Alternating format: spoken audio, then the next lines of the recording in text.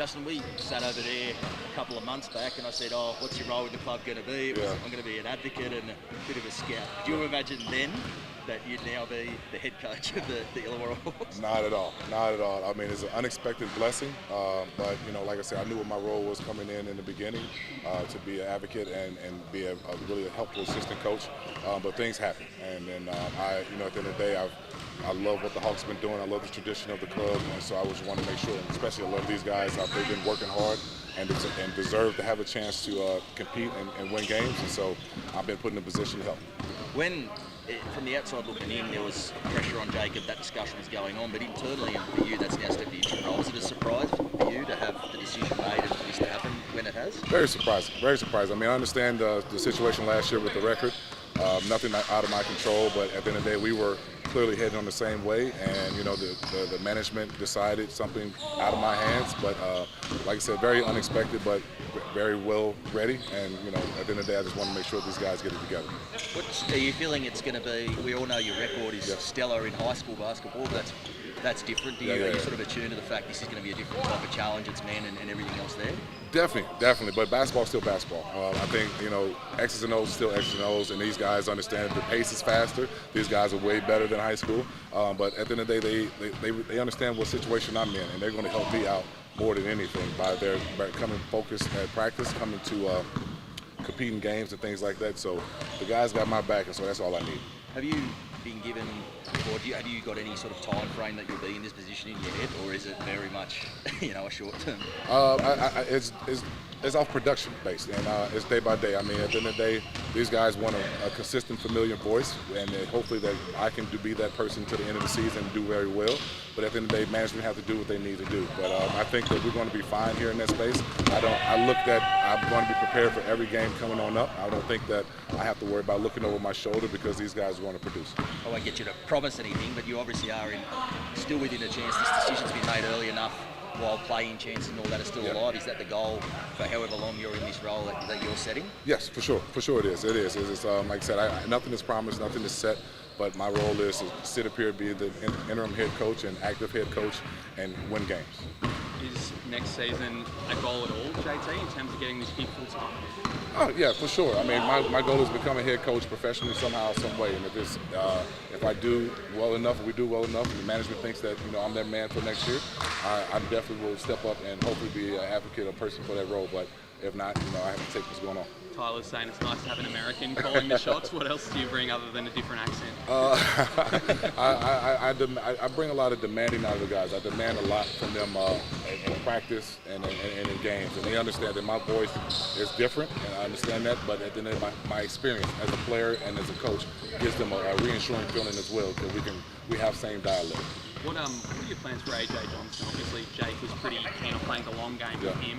Is that your view as well, or how do you sort of look to use him? I think AJ is going to be a useful attribute for us. I think that, this last couple months of him working and training and sitting and hopefully building up his hunger has endured him to come out here and help us win games.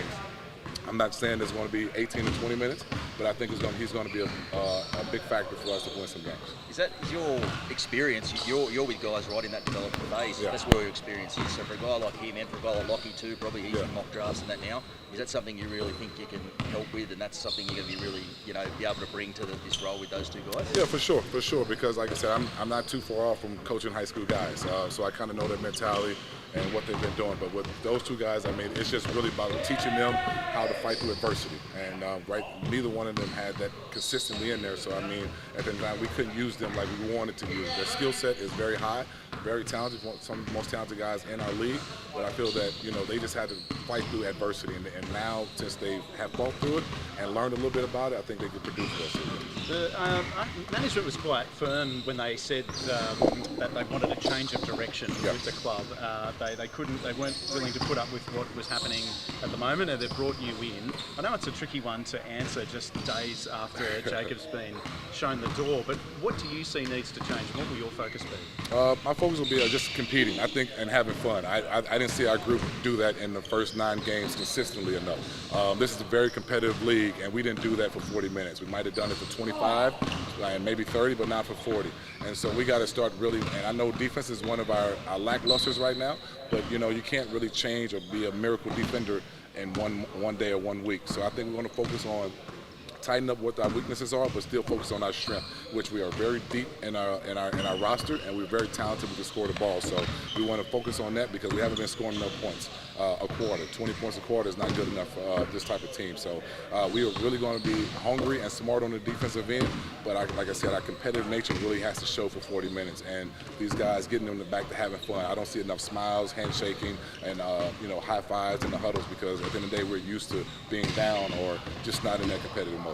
I know we spoke about AJ Johnson before, but there must be an element of pressure on you, given the aspirations of him and the projections of where he'll go in the draft. Do you feel a sense of pressure either from him or the expectations of where he'll go or the NBL to play him more so he can actually prove himself and get on that career trajectory? None at all. I don't feel no pressure on that. And I talked to AJ. I said, I know what you're expected of yourself and what the world expects of you.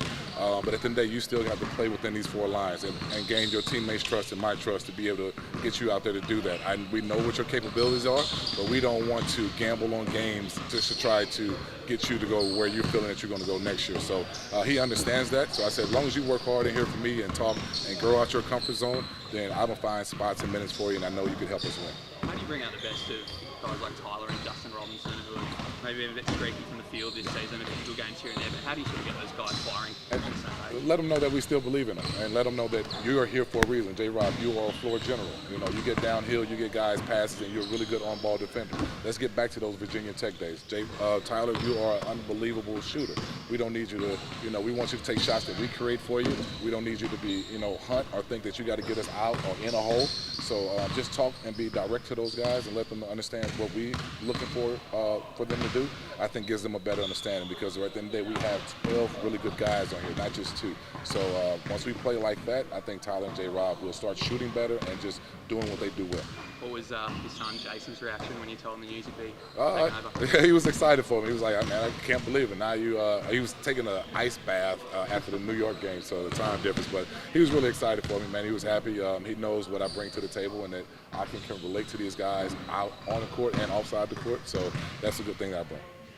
Just last one on just going back to you talk about the vibe and everything else, and I know you can't speak to last season you weren't here, but did you get a sense some of the guys that record last year was exerting on this group, and is that something that now that you're a fresh voice and new clean slate, there is a bit of a clean slate feeling to that to really shrug that off now and start fresh? Yeah, I'm for sure that 3 and 25 stuck in the back of their heads, our heads for that, especially the returners, but.